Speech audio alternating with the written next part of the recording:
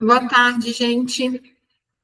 Muito bem, boa tarde, pessoal que está aqui, Eduardo, Emerson, Fernanda, pessoal que vai acompanhar a gente pelo nosso canal do YouTube. Nós estamos iniciando hoje aí, oi, Fernanda, a gente está iniciando hoje aí a nossa última aula de redação antes do período de revisão para a prova.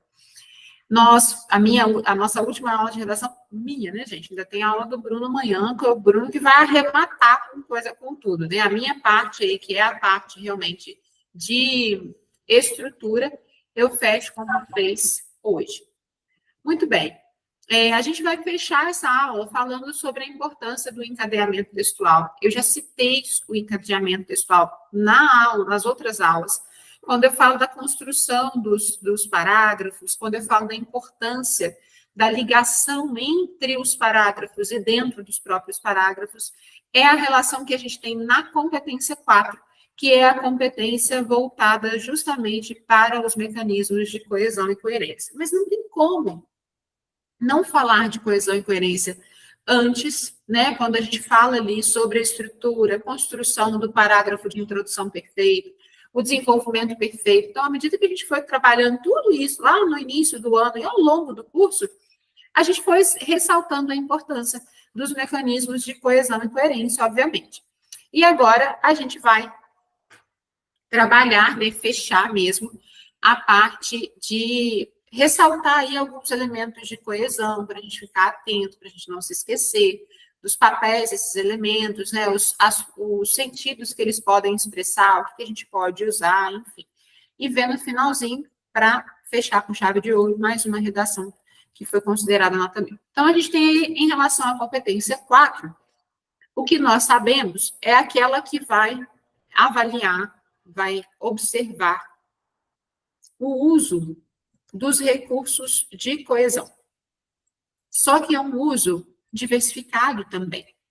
Então, da mesma forma que eu uso mecanismos de coesão para evitar repetição dentro do texto, eu também tenho que evitar a repetição de elementos coesivos. Então, eu também tenho que diversificar esses elementos para mostrar para a banca que eu tenho um repertório vasto de elementos coesivos. Esses recursos que são utilizados, eles vão avaliar se esses recursos são utilizados de maneira correta, de maneira adequada, para contribuir para a organização e compreensão das ideias apresentadas. Então, primeiramente, no que eu penso em coesão, para substituir termos já citados, se eu faço a referência de forma adequada, se eu uso, por exemplo, eu escolhi usar um sinônimo dentro do texto para evitar a repetição de um termo. Eu usei um sinônimo legal, eu usei um sinônimo que realmente faz uma substituição adequada daquele termo que eu quero retomar. Eu uso um pronome. Eu escolhi o pronome de maneira adequada. Vamos supor, o meu elemento a ser retomado é um elemento de terceira pessoa. Eu peguei também um pronome de terceira pessoa.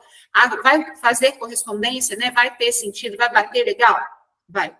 E, além disso, a parte que nós chamamos aí de coesão sequencial. O que é a coesão sequencial? É a que eu escolho os conectivos e as conjunções para transmitir o sentido que eu quero passar. Então, se é de causa, se é de consequência, se é de adversidade, enfim, passar ali o elemento apropriado, para que eu usar o conectivo apropriado, para que eu possa transferir a sequência adequada ao texto. A utilização, então, de conjunções, ela talvez seja ali, né, o momento que a gente mais explora. A utilização de preposições, de pronomes relativos para fazer referenciações, os advérbios, as locuções adverbiais, também vai ser avaliada ali na redação do Enem. Afinal, esses elementos são capazes de mostrar que as ideias não aparecem soltas. É isso que a competência vai observar, que as ideias não aparecem soltas, elas estão costuradas. E aí, a gente vai entender que essa costura é o que vai formar o texto como um todo, sem deixar buraco no texto. Imaginem, fazendo uma analogia, assim, bem analogia mesmo, É como se a gente estivesse fazendo uma enorme costura ali de crochê, tá? Se alguém tem tricô. Se alguém tem em casa aí alguém que faz, né, aqueles cachecóis de tricô, casaquinhos de tricô, se a pessoa erra um ponto na linha, na agulha ali, né, ela vai tricotando, se ela erra um ponto, às vezes fica um buraco no meio daquele negócio, né, do cachecol que eu estou fazendo, por exemplo. Um buraco. Ou fica torto, sai para um lado, fica esquisito, o ponto é diferente. A coesão é exatamente isso, é uma costura. Se eu errar um negocinho, eu posso transmitir uma mensagem que não é a mensagem que eu quero passar. Eu posso deixar o texto confuso, eu posso deixar o texto com um buraco, literalmente, eu vou ler e vou falar, mas peraí, falta alguma coisa aqui nesse lugar. Então, é uma analogia, mas é literalmente isso. A gente vai costurar as palavras de forma que elas não deixem nada solto, de que elas não deixem nenhum espaço vago, nenhuma falta de entendimento no nosso texto. Estão, então, justamente, relacionados justamente para ajudar na condução de uma linha de raciocínio.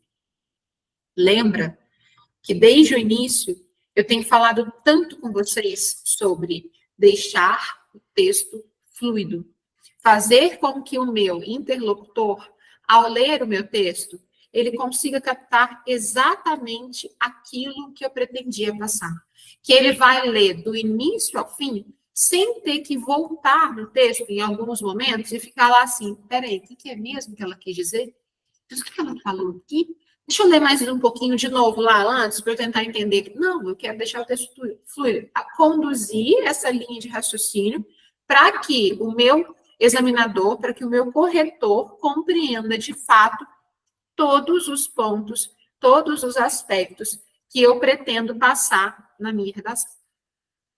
Ok. Visto isso, a gente entende a coesão, então, como um resultado da disposição e da correta utilização das palavras que propiciam ligação entre frases, entre os períodos e parágrafos de um texto. Por que entre tudo? Porque a coesão ela não vai só existir dentro de cada parágrafo, mas ela existe também da introdução para o D1, do D1 para o D2, do D2 para a conclusão. Então, aqueles tópicos frasais que a gente utiliza, por exemplo, lá no D1 e no D2, para retomar as teses que eu vou defender, também são avaliados lá na competência 4. Porque eu mostro, eu anuncio através de uma organização, eu anuncio para o examinador, para o leitor, que, olha, neste parágrafo eu vou falar sobre tal coisa. E exatamente esse tópico frasal, ele retoma a primeira tese que eu citei aqui, ó, ali em cima, na introdução. Eu estou conduzindo o leitor a entender a minha linha de raciocínio. E aí eu coloquei essa pecinha de encaixe, né, essa coisa de Lego aqui, porque todo mundo alguma vez na vida já deve ter brincado com Lego, com paralelo do Lego, não precisa ser Lego original. Bloquinhos de montar. O bloquinho ali de montar, da forma como eu encaixo, eu crio a imagem que eu quiser. Eu crio o cenário que eu quiser. Então, quando eu pego lá, eu compro um Lego, sei lá, um Lego de carrinho de polícia. Eu vou seguir o passo a passo, eu vou encaixar uma peça na outra, de forma que eu vou construir o meu carrinho de polícia. Exatamente. Se eu colocar uma peça fora do lugar, alguma coisa vai sair fora do lugar também, o carrinho vai ficar meio cambeta, vai faltar alguma coisa. Na redação é a mesma coisa. Você vai imaginar que as palavras que você está escolhendo, as frases, tudo que você está fazendo para ligar no seu texto, se você colocar uma pecinha fora do lugar, você pode conduzir o leitor a interpretar outra coisa que não era que você queria. Ou ainda, pode conduzir o leitor a não interpretar nada, ele fica confuso, ele fica perdido, porque uma peça saiu do lugar. Então, a gente vai observar e escolher bem as palavras para que a gente possa orientar o leitor nessa leitura, para que tudo possa ficar perfeito. Rosângela, beijo grande para você lá no nosso canal do YouTube. Imagina, eu agradeço o seu carinho. A gente está aqui por vocês mesmos. Espero que esteja te ajudando aí essas aulas para a realização da prova. Muito bem, então a coesão funciona como pecinhas de encaixe que conectam frases e ideias. Como? Mas como? Porque brincar de Lego é uma coisa, mas como na redação, Mari? Como que eu vou tirar daqui e vou colocar lá? Primeira coisa que a gente tem que entender é que os termos que a gente ouve falar tanto, que estão na competência 4, coesão e coerência, são termos que caminham juntos. A coesão tem mais a ver justamente com o elo, tá? Com a ligação, com a escolha das palavras que eu vou colocando para ligar, para evitar a repetição. E a coerência, na verdade, com o sentido. E automaticamente, se eu pego um texto sem coesão, o sentido dele vai estar comprometido, com toda certeza. Então, se ele está sem coesão, a coerência, ela provavelmente também vai estar meio bagunçada. Quando eu penso, então, nessa relação que se estabelece entre as partes de um texto, criando uma unidade de sentido, eu vou entender que é a soma, que é o conjunto de tudo isso. De ligações bem feitas para conferir um texto coerente, com sentido, né, que tenha uma apresentação que se entenda. É o resultado da solidariedade, da continuidade do sentido. Por isso que eu tenho falado tanto, que eu falei tanto na aula de introdução, e que eu já falei em alguns outros momentos aqui com vocês. Lá na introdução, eu coloco repertório de apresentação, contextualização temática e apresentação das duas teses. No D1, eu vou defender a tese 1, que eu coloquei na ordem lá na introdução, a primeira tese que eu citei na introdução. No D2, eu vou colocar a segunda tese que eu coloquei na introdução. Perfeito. No meio do caminho, eu resolvi mudar. Eu vou inverter. No D1, eu comecei a falar da tese 2, no D2, eu falei da tese 1. Olha lá na introdução e muda a ordem também. Coloca bonitinho. Porque a tese que você citou primeiro, ela tem que estar no D1. A tese que você citou segundo, ela tem que estar no D2. Outra coisa, mudei de tese, Mari. No meio do caminho, eu percebi que eu queria falar sobre negligência do governo, mas eu percebi no meio do caminho que eu não tenho repertório para isso. Fiquei meio perdido, não sei se eu vou conseguir usar um repertório legal, então eu vou mudar. Eu mudei. Tá. Então, olha lá na introdução se você mudou também, colocou bonitinha, mudou a opção, colocou lá para que o examinador não se perca. O texto todo, um texto que consegue nota 1000, que consegue nota 900 mais, eu já falei isso com vocês, ele não tem nada a ver com palavras difíceis. Ele tem a ver com um texto que tem estrutura legal, que tem repertório legal para aquele tema e que você consegue ligar tudo aquilo dentro do texto. E que tenha sentido, lá do comecinho até o fim. Ele é cíclico, ele é circuito. O nosso leitor começa a ler na introdução, flui perfeitamente para o D1, do D1 para o D2, e chega na sua intervenção e entende exatamente o que você quis dizer, sem ter ficado perdido no meio do texto. Quanto menos eu deixar o meu leitor perdido no texto, melhor para mim. Mais chances eu tenho de conseguir uma pontuação alta.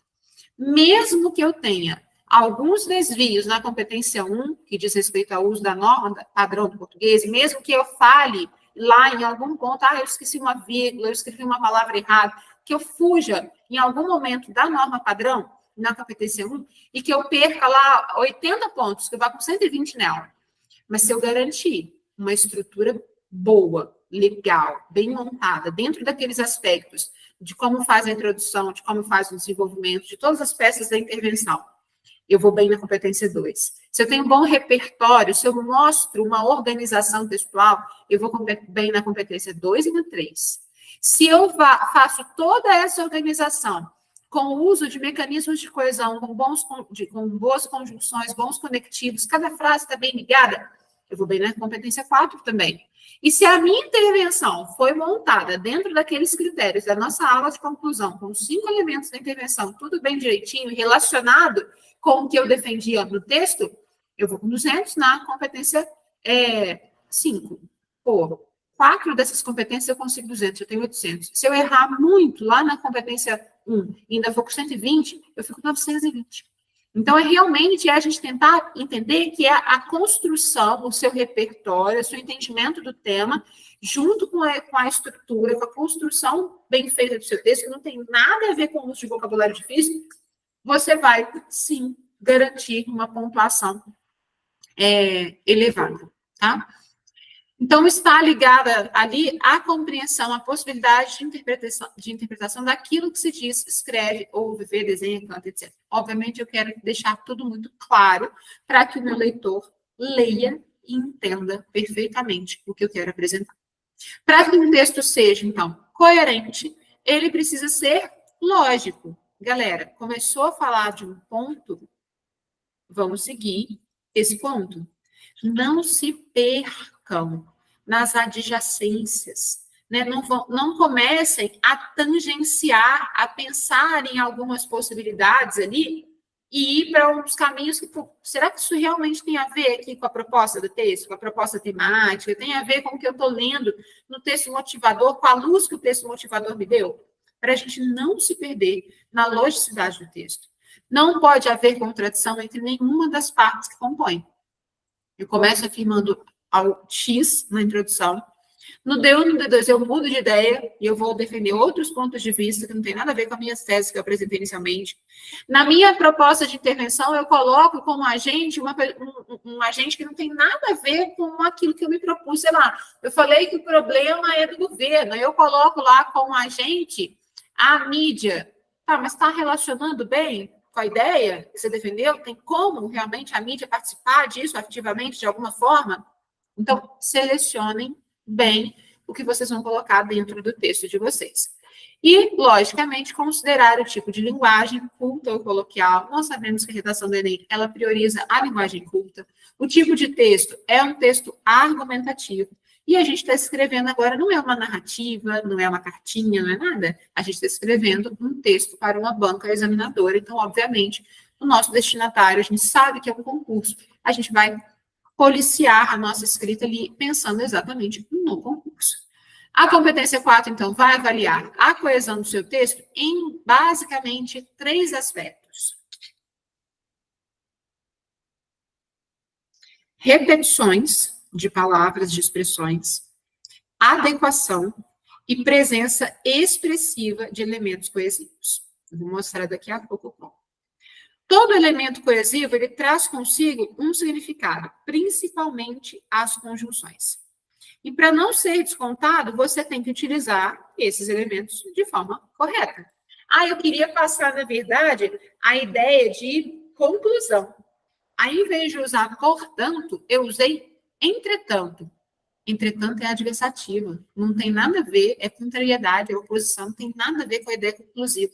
Então, eu vou falhar ali, eu vou perder ponto ali, porque eu usei um elemento inadequado.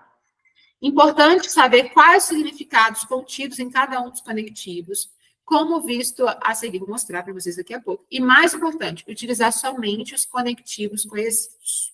Eu vou destacar isso daqui. Porque, da mesma forma que acontece com a escolha de vocabulário, com os conectivos é igual. Não existe hierarquia ou conectivo melhor que o outro. Existe apenas o uso correto ou inadequado. E, por isso, você não deve se preocupar em procurar elementos bonitos. Nossa, mas essa conjunção aqui, ela é muito bonita. Outrossim, ó que lindo, outrossim. Mas eu nem sei o que significa outrossim. Se você não sabe o significado, você corre o risco de, às vezes, usar um conectivo que não tem a significação que você achava que tinha. Que você usou só porque você achou que, nossa, é bonito, vai ficar bonito aqui, né? Nossa, outro sim. Mas às vezes você usou de uma forma que não era adequada. Outro sim teria ali significado, né? Do mesmo modo, igualmente, mas às vezes você usou achando que, sei lá, era uma adversativa. Pô, não é. Então, se você não sabe, não tem certeza da significação, do sentido, põe um outro que você tem certeza. Mari, mas ele é mais simples. Que bom, vai lá, manda ver, que vai dar o sentido que você quer, vai costurar seu texto direitinho e não vai correr risco de falhar, de errar por bobeira, porque só porque eu achei que era muito bonito e que ia funcionar. O examinador não vai te dar ponto porque você usou um conectivo bonito. Ele vai te dar ponto porque você usou um conectivo que coube exatamente ali naquele lugar, que fez a ligação exatamente do jeito que ela tinha que ser. Então, da mesma forma que a gente não fica procurando e se ligando lá em palavras bonitas, em vocabulário bonito e rebuscado, com as conjunções, a mesma coisa. A única coisa que eu falo, que quando a gente pensa lá na nossa aula, na aula de português, tá? Na aula de linguagens lá, que a gente falou sobre as conjunções, quanto mais conjunções vocês souberem, melhor. Porque, além dessa presença expressiva, a adequação, se o sentido está certo, a repetição, não só de palavras no texto inteiro, mas a repetição de conjunções. Às vezes, no seu texto todo, você vai usar assim, assim, assim. Aí eles vão descontar ponto, que eles vão entender que vocês não têm uma conjunção sinônima para assim, que vocês não têm um vocabulário vasto de conjunção. E eu preciso também de ter. Tá? Então, quanto mais conjunções nós soubermos, melhor para a gente. A palavra-chave, então, dessa competência é coesão, ou seja, ligação das ideias. Costura, literalmente. Pense em uma blusa. Olha o meu exemplo aí. Se não houver costura para ligar as mangas à parte do peito, a blusa não sai. Essa mesma lógica funciona na redação. Se as frases não forem conectadas, o texto não vai funcionar. Então, eu não preciso nem de ir lá para o meu tricô, não. É só pegar a blusa aqui mesmo, a manga da blusa aqui. Se eu virar aqui, tem uma bainhazinha e tem uma costura. Se essa costura aqui não existisse, ia ficar um pedaço desbeiçado de manga aqui, né? Caído, a ponta desfiada de manga. É a mesma coisa no texto. Eu vou costurar, vou encaixar, de forma que ao ler o texto, eu percebo o texto inteiro, pleno, fluido. O que é preciso, então, para fazer essa costura? Normalmente, a competência 4 se debruça sobre as conjunções, sobre o uso de pronomes para fazer referenciações e o uso de sinônimos para fazer referenciações ou para substituir palavras repetidas, inclusive as próprias conjunções. Então, cuidado com o uso inadequado e repetitivo também desses elementos, porque eu cito lá uma vez uma determinada palavra, eu começo a substituir essa palavra por o mesmo sinônimo, o tempo todo, sinônimo. Aí eu coloco lá governo, eu coloco o Estado, o Estado, o Estado. Espera aí, vamos variar, diversificar isso daí também, porque usar os mesmos sinônimos o tempo todo também vai descontar ponto. E aí, então, a gente tem uma imagem de um texto. Basicamente, tá? É hipotético. É uma ideia só para vocês verem como que a gente vai distribuir um monte de conjunções ali.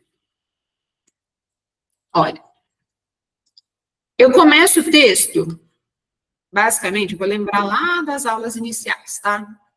Lá do início. Pode falar, Eduardo. Ô, professor, Oi. o negócio que eu tô percebendo é que a palavra portanto é a palavra-chave para começar o parágrafo de conclusão. Tem todo canto. O portanto é o clássico, é a conjunção clássica da conclusão. Tá? Então, assim, portanto e logo. Mas, assim, a grande maioria das redações elas já vão direto no portanto, porque o portanto, já por ser se indicar a conjunção clássica da conclusiva, o examinador já lê e já entende. Opa, aqui é a conclusão. Tá fechando o texto. E não tem problema nenhum você começar com portanto. Tem gente que começa com umas conjunções mais complexas aí. Para quê? Não precisa. Tá? O portanto, ele é ali bonitinho, clichêzinho, fofinho, que dá para usar e não tem problema nenhum em utilizá-lo, tá? Ótima observação, Eduardo, é isso mesmo. Então, olha só, a gente tem aqui a ideia do texto, quando eu vi lá na primeira aula de introdução, a gente falou, né? Então, aqui, repertório de apresentação, basicamente seria essa ideia, repertório de apresentação. Então, eu cito o repertório. Nesse repertório de apresentação, logo depois, eu citaria a contextualização temática. Só que, gente, presta atenção, é o que eu estou falando. É uma costura, você está ligando uma coisa na outra. Você não vai colocar partes soltas. Então, eu vou usar só assim, repertório de apresentação, contextualização temática, essas duas teses. Direto. Não, eu vou costurar isso em forma de texto. Essa costura vem através do papel, né, da conjunção. Então, aqui entraria um elemento coesivo que vai retomar, que vai relacionar de alguma forma, e depois eu venho para a citação das teses. Então, eu vou citar mais um elemento coesivo para eu relacionar a minha contextualização temática com as teses que eu vou defender. Então, pelo menos, estou falando de conjunção ali, de elemento coesivo ali na introdução, só na introdução eu uso pelo menos dois. Um, que eu vou fazer o nexo entre a contextualização temática e o repertório de apresentação, e um outro elemento coesivo que vai fazer a ligação entre tudo que eu falei antes e as teses. Beleza? Aí eu venho lá para o D1 e para o D2, onde eu coloco um repertório, um tópico frasal. Os dois, né? O tópico frasal, em si, por si, ele já meio que funciona como um elemento coesivo, porque ele vai introduzir, vai apresentar para o leitor o que eu vou falar naquele parágrafo, qual é o assunto daquele parágrafo, e vai retomar as duas teses que eu apresentei, tese 1 e tese 2, lá no finalzinho da introdução. Então, diante desse cenário, que cenário? O cenário que eu expliquei aqui na introdução. E vou elencar, né, qual foi ali a minha tese. Vou citar mais um elemento coesivo. Gente, esses elementos coesivos que eu estou grifando aqui são só exemplos, tá? Não significa que são esses que a gente vai usar no texto, não. É só para vocês perceberem a dinâmica. Então, vem com mais um elemento coesivo, onde eu vou relacionar com o meu repertório. E, em algum momento, outro elemento coesivo que vai pegar o repertório e vai relacionar com a argumentação que eu estou fazendo. No D2, a mesma coisa. Ela vai acontecer. Eu posso usar um sinônimo, por exemplo, rede social, que provavelmente, se o texto fosse sobre algo relacionado ao uso das mídias sociais, aí para fazer uma substituição e evitar a repetição de mídia social, vou colocar ali algum pronome para retomar? Vou. Vou colocar uma conjunção para fazer lá o fechamento? Vou. Então, vou usando elementos de postura. Entre os parágrafos, entre parágrafos, daqui para cá e daqui para cá. E dentro dos parágrafos, tudo isso que está de azulzinho ali, tá? Pode falar, Eduardo. Ô, professora. Oi. Quantas vezes uma palavra só pode ser repetida no texto uma vez só? Então, isso, assim, eu não sei te responder com precisão, porque eu nunca trabalhei na correção exatamente oficial. Quando eu corrijo, Mari, corrijo para os meus alunos, o que eu falo com eles? Gente, não tem problema, vamos supor, uma conjunção. Você usou 2 vezes a conjunção desse modo. Você usou 3 vezes dentro do texto. Suponha que você usou lá na introdução, quando você vai colocar o repertório de apresentação e vai contextualizar. Desse modo, aí você vem relacionando. Beleza?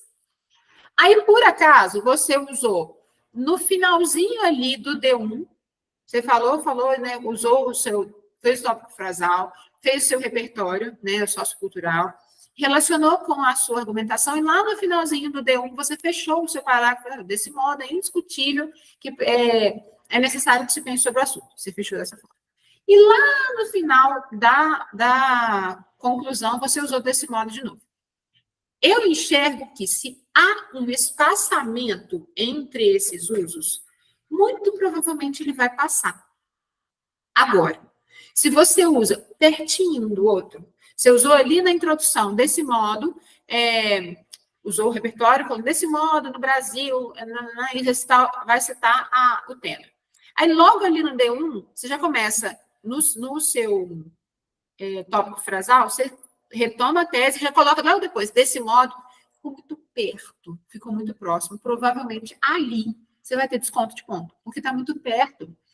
Por que a gente vai usar esses mecanismos variados? É para a gente evitar a repetição excessiva. E essa repetição excessiva é aquela que vai ficar maçante aos ouvidos. A gente vai ler, a gente vai lendo, e vai ficando repetitivo, vai ficando cansativo ali, né, na leitura. Então, o que a gente vai prestar atenção?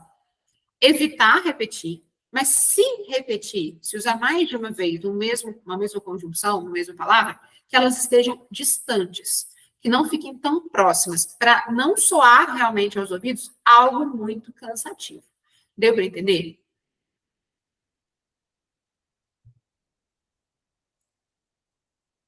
Show, Eduardo, maravilha.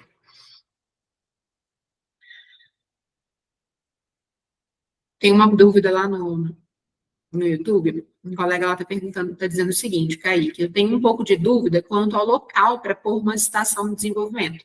Se coloco para o meio parágrafo, fica muito longo, e se põe após o tópico frasal, parece que fica meio solto. Na verdade, Kaique, quando a gente olha, não sei se você já assistiu a nossa aula aqui sobre desenvolvimento, Na aula de desenvolvimento, eu vou mostrando, né, essas citações. Eu vou, inclusive, colocar um exemplo de redação nota 1000 aqui hoje.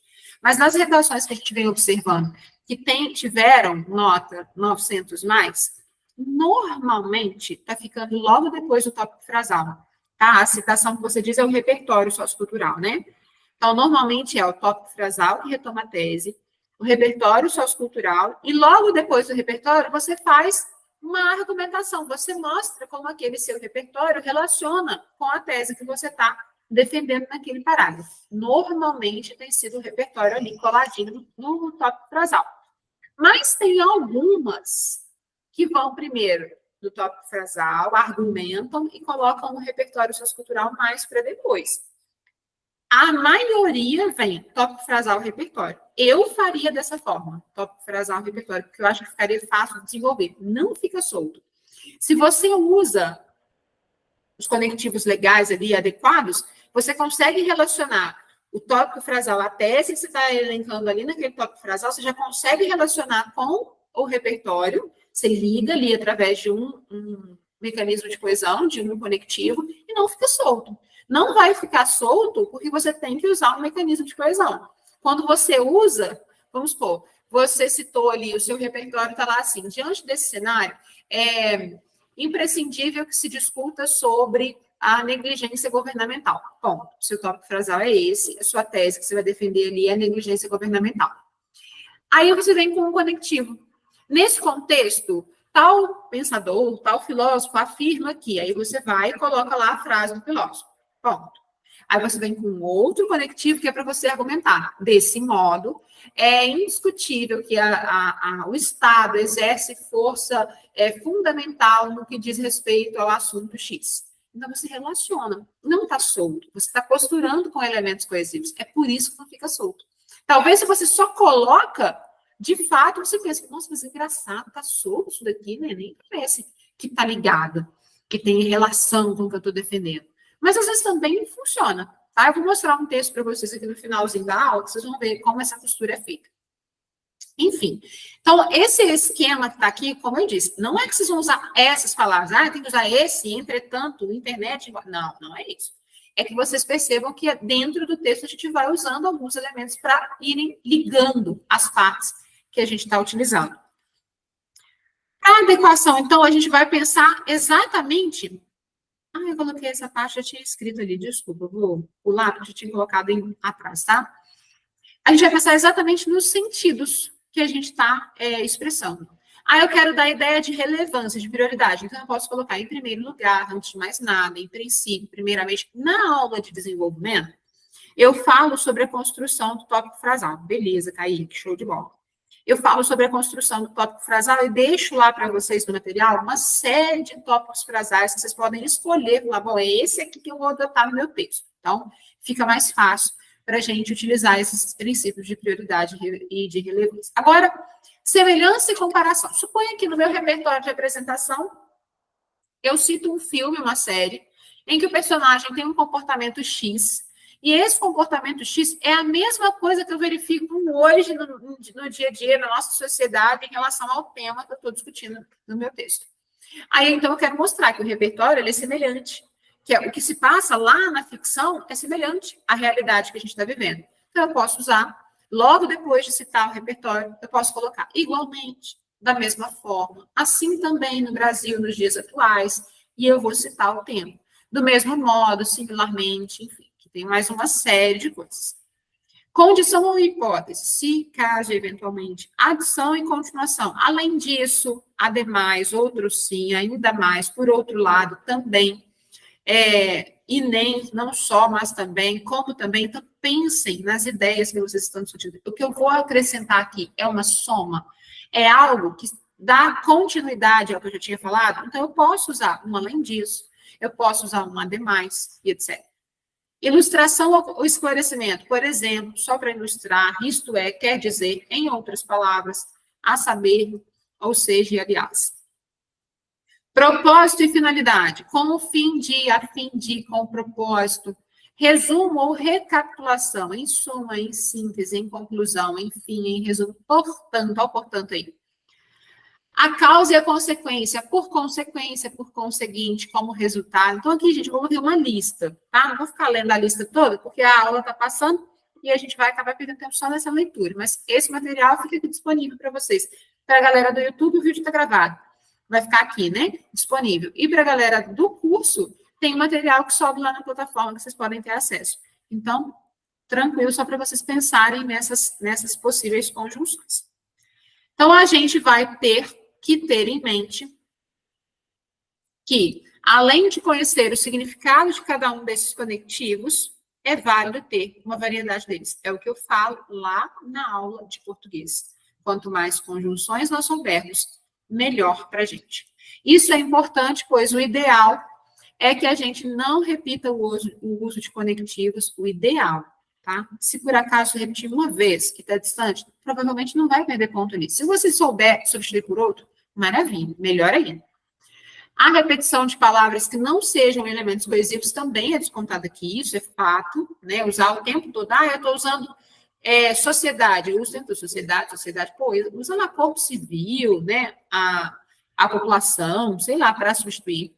Mas isso só acontece se essa repetição for considerada viciosa, ou seja, ali uma atrás da outra, pertinho. Não se preocupe em repetir uma palavra ou outra, mas busque espaçá-las no decorrer do texto e não repeti-las muito próximas. É o que eu falei agora há pouco, quando eu fui esclarecer a dúvida do Eduardo. Pois, dessa forma, pode ser, sim, considerado um problema. Uma repetição atrás da outra, ela realmente é cansativa, ela é maçante, e aí ela pode comprometer, sim, o nosso texto como um todo. E aí, para a gente fechar a nossa aula, mais um exemplo de texto nota 1000, uma redação, e eu nem me lembro se de fato, se eu já trouxe ela aqui ou não, sinceramente eu não lembro, talvez se eu trouxe bem lá no início do ano mesmo, porque é uma redação que eu amo trabalhar, que eu amo mostrar o quanto ela foi simples e o quanto ela teve uma boa nota, mas dentro da simplicidade dela, tá? Foi no ano de 2014, antiga mesmo, publicidade infantil em questão no Brasil. Era uma proposta que discutia a questão do excesso de publicidade infantil para as crianças.